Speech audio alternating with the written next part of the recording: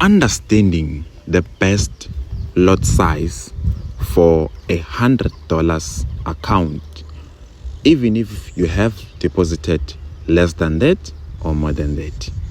In this tutorial, I will share with you what you need to understand when we are looking at a lot size and the trading account that you have, which is the balance that you have in your account. Now, we have to pay attention to this lot size over here.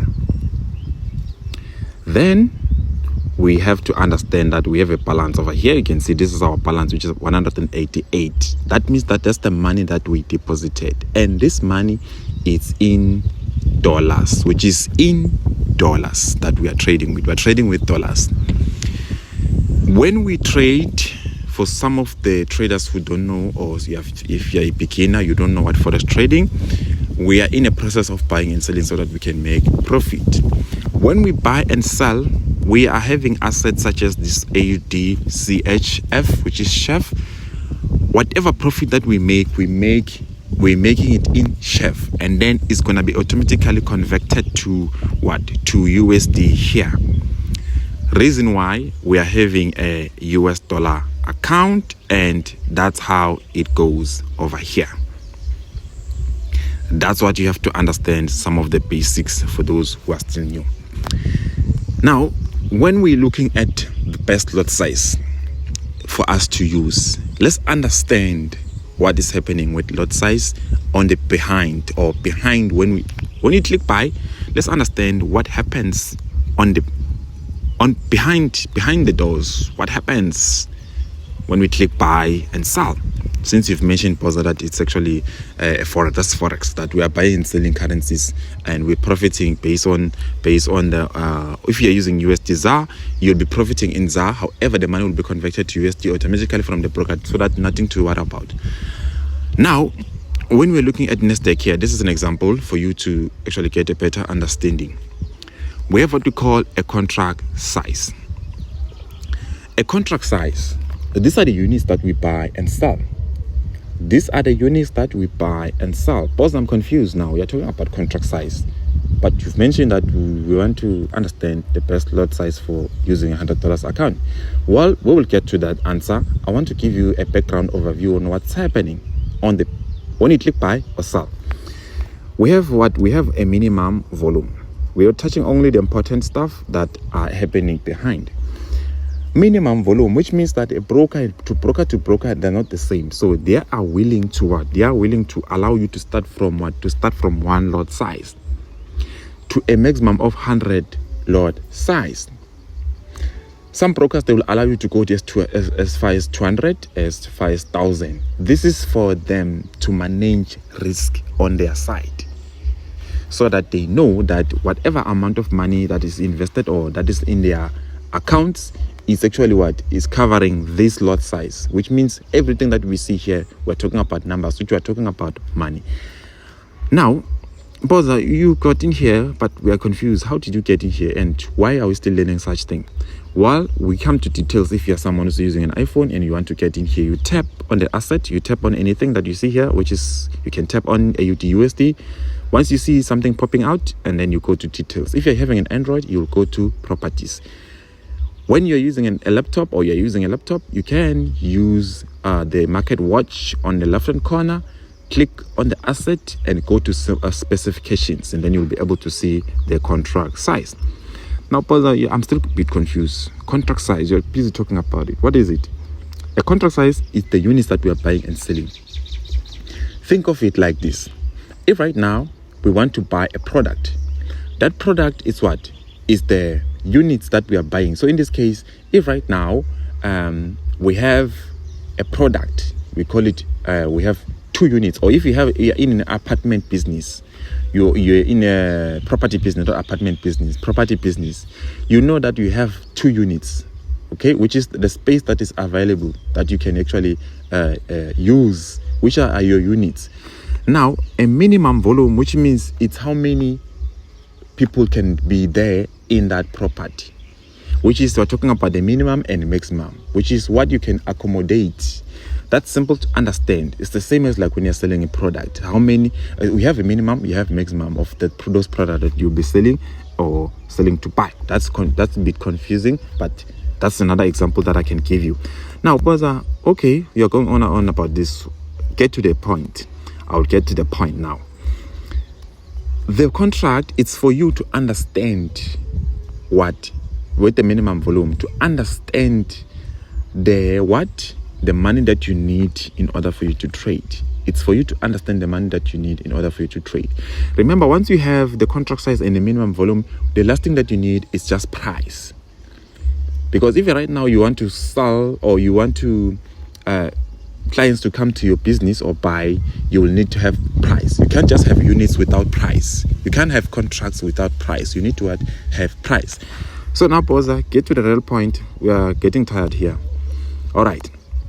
To get to the real point, first thing, when we trade, we're trading what? We're trading these points. That's the important thing. Now I'm getting to the point, since you want the point. We have this lot size here, and we have such a buy limit here. Some of you might not know a buy limit, but let's just do something like this so that we are not confused. Let's just take it as this one is a buy, right? As like it's what? It's a buy. This is a position of a buy, by the way. We have a 0.01 here that we can easily see over here. Now, when we buy with the 0.01, Boza, I'm having $100 account or less or more. Get to the point. I'm getting there. We have what? We have points. These points, we use them to what? To count the money that we are willing to profit in terms of using what? In terms of using time frame. And time frame, for those who are new, who don't know about time frame, we're using time frame to what? To analyze the market. So the time frame that we use that is good is this time frame that we use to analyze the market. Even this one we're using to analyze the market. And then the smaller time frame, such as this one, it's for entries. We can use it for also for scalping purposes. Right now, when we actually touch these time frames, the higher time frames, they will give you less trades. The smaller time frame will give you what? More trades. Even 1 hour is still a small time frame. It's falling under what? Under small time frame. Now, to the real point, we have what? We have the points. Okay, we have the points. When we look at our balance over here, we see that we have 188. We have our $188. We want to risk.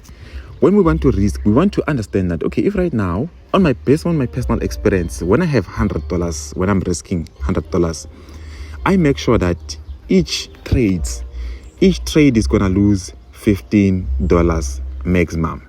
Minimum, it's what? It's $9, which is minimum. So on 15 max, this is where I count my risk, which means I will take the 100 and say divide by what? Divide by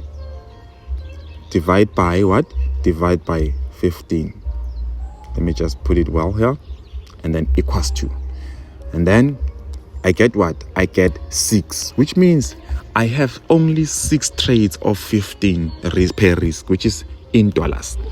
Now, on these $6, on these 6 trades, which is the chance that I have, I convert them to 7. But for me to be safe, I keep it at 6, which means I have only 6 trades that I can take of 0.01. But I don't trade AUD CHF. This is an example for you. I trade what? Volatility 75, volatility 100, gold also, which is XAU USD, and also I trade Nasdaq 100.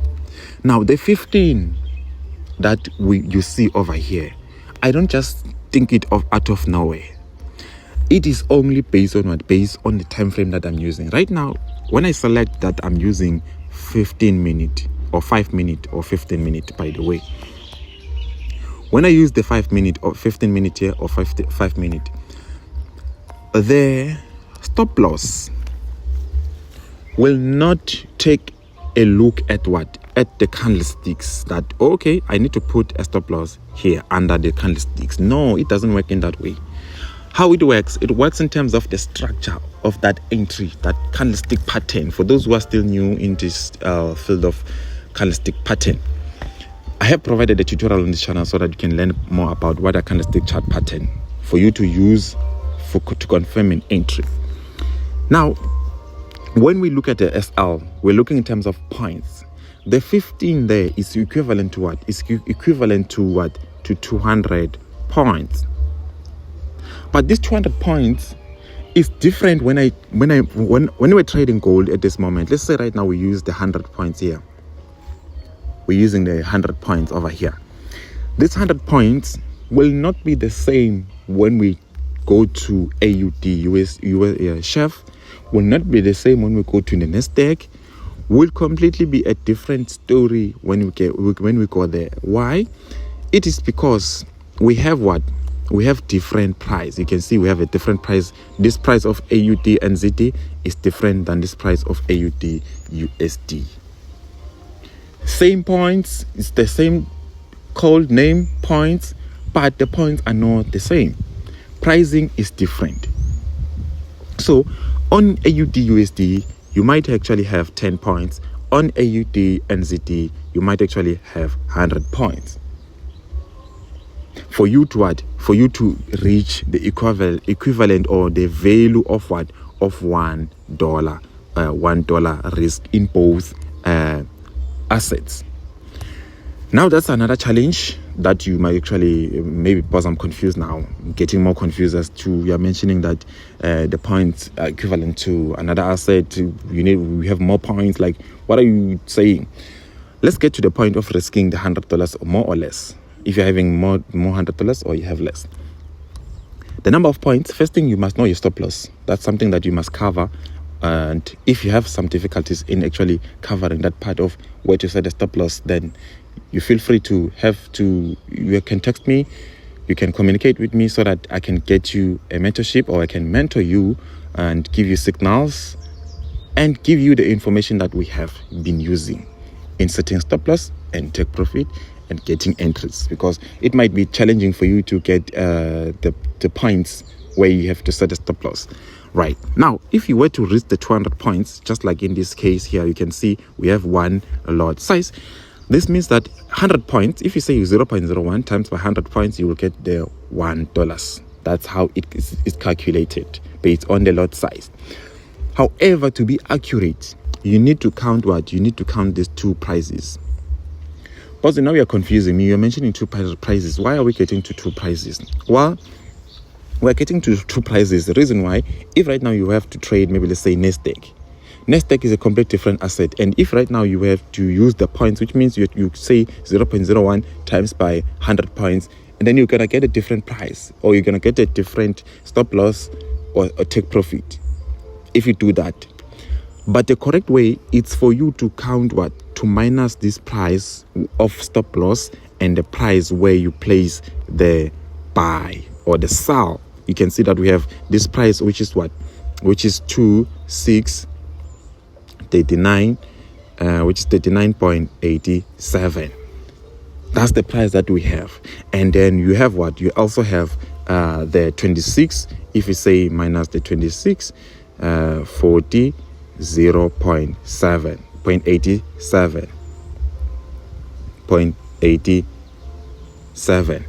You will get what? You will get the 100. So in this case, we have what? You will get the 100 points. But you won't get the 100 points in this format. You will get the 100 points in this format of what? Of you minus 26 is 0.0. And if you minus this, it will give you 0. And you'll get 100. It will be 100. It will be like this. But it will have what? It will have 0.0, which is 100.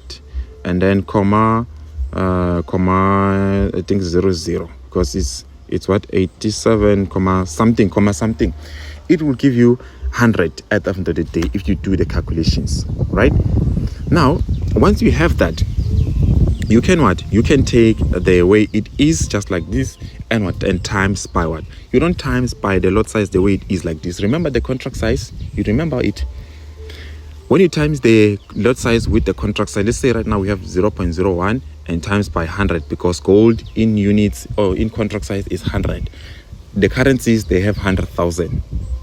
Gold is maximum to 100, which is the units, the standard units. And if you say equals to, if you say 0.01 times 100, you will see that we have a certain answer. Then once you have that answer, you will be able to times that answer by what you've got when you minus these two prices, and then that will be what? That will be your value in points. Then now you'll know that, okay, now we are risking this much. When you apply this information to the account balance that you have over here, that each and every trade I want to risk 15. So that means that you are covered. You don't need to worry about what? You don't need to worry about the margin level. But a strong but, you must know the leverage that you have. You cannot have 1:100 and then expect to have many trades, because you will have an error of not enough money and you will be confused as to what is happening. I have an error of not enough money, and for those who are having that error, we have a tutorial on this channel. Please check it out so that you can understand how to be able to sort it out. Margin level, we have what? We have leverage behind. The leverage behind is going to cut how much money you need. So the more leverage that you have, the less margin that you will need. And that will release what? That will release free margin, which is you will have what? You will have more money that is free under free margin over here. And that money will what? Will assist you in what? In risking with the $15. In risking with the $15. Because if right now they need more margin over here, and you have what? You have, let's say, 188, and they need, let's say, $100 just for you to open 0.01. That means that now your margin level will be lowered. And that will what? Will expose you, or most of the time, some of the traders I know they've been exposed to such things such as unlimited leverage. We have so many when it comes to having accounts, right? We're having bonuses, which are not bad. Even the unlimited is not bad, as long as you understand that you'll be only risking what? You'll be now only risking the number of points in value. You will no longer risk what? You will no longer risk what in margin. You won't be you'll just be risking only the number of points. And if you add more trades, that means that your stop loss points will be lowered. So if you're someone who likes to put more stop loss, then you can actually use less leverage. But if you're someone who actually doesn't like putting more, or you don't like stop loss at all, just like myself, I have the calculations that maximum stop loss is this, which is the equivalent to this points.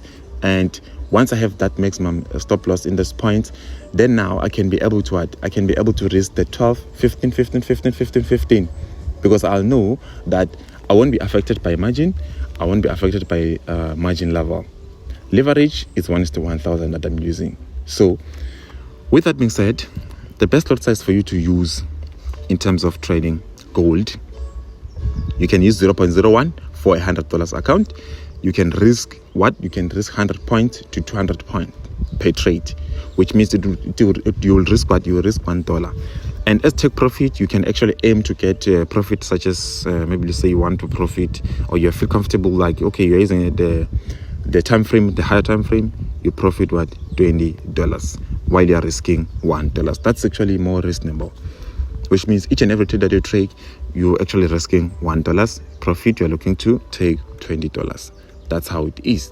And then if you're risking that $1 per each and every trade on trading gold, make sure that you don't actually go overboard and risk $50 in a single trade. So the more time you survive in the market, the more you learn, the more you get better. So for now, subscribe, like, comment, share the videos. As I love you all, stay blessed.